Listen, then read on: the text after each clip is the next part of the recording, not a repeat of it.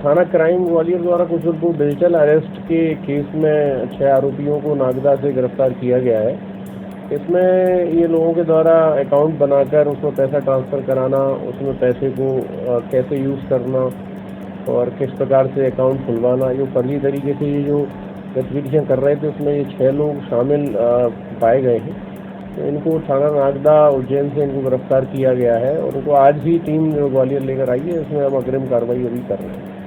नमस्कार, अनादि TV MP के डिजिटल प्लेटफॉर्म अनादि टीवी एमपी में आपका स्वागत है। मेरा नाम है विवेक।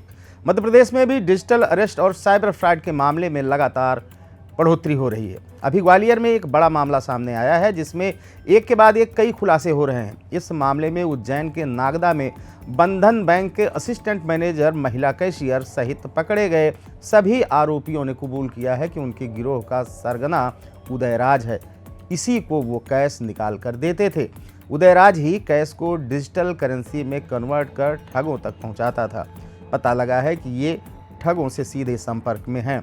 इसके बाद अब पुलिस को उदयराज की तलाश है, जिससे आगे के रैकेट का खुलासा हो सके। पुलिस ने उदयराज की तलाश में पार्टी रवाना की है, जबकि डिजिटल अरेस्ट कर ठगे गए रुपए में से सबसे बड़ी राशि 1,30,00,000 रुपए उत्तर प्रदेश के प्रयागराज स्थित इंडसइंड बैंक के चालू खाते में ट्रांसफर हुए थे।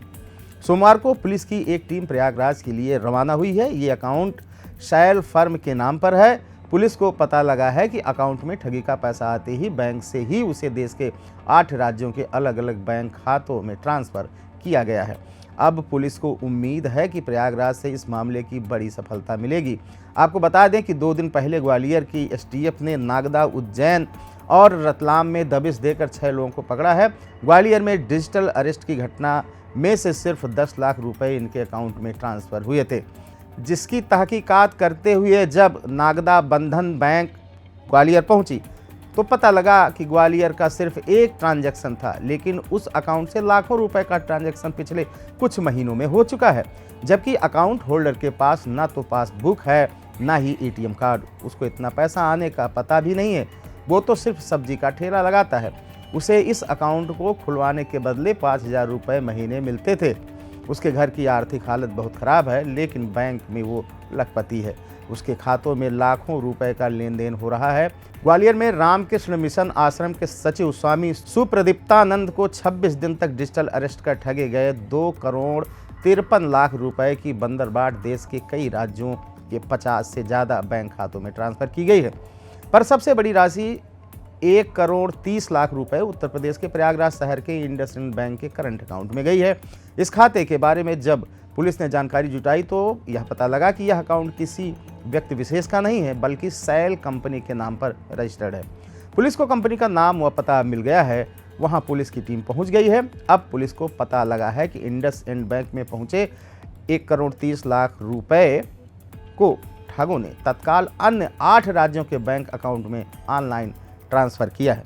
ग्वालियर की सबसे बड़ी डिजिटल अरेस्ट की वारदात की पड़ताल में पुलिस टीम को पता लगा है कि ठगी की गई रकम पहले कुछ मुख्य बैंक खातों में गई, उसके बाद 10 से ज़्यादा राज्यों के लगभग 50 बैंक खातों में यह राशि ट्रांसफ़र कर निकाली गई है।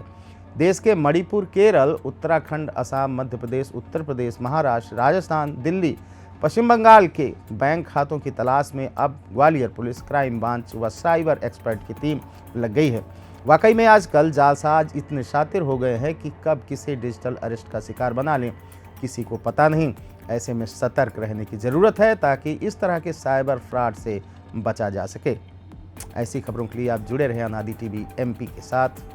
मेरा नाम विवेक। दीजिए इजाज़त। नमस्कार।